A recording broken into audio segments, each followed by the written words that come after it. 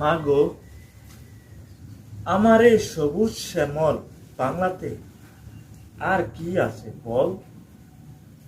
1971 সালে 2 লক্ষ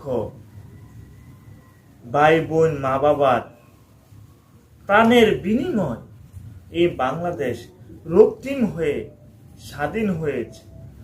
আর কি আছে বল এই বাংলাদেশে। এই মা, তোর কাছে আর কি চাইবো, আর কি দিবি। 71-এর পর যেই রক্ত দিয়ে লাল করে সবুজ লাল পতাকায় তৈরি হইল বাংলাদেশ, এখনো কি শেষ হয় না তোর রক্ত নেওয়া?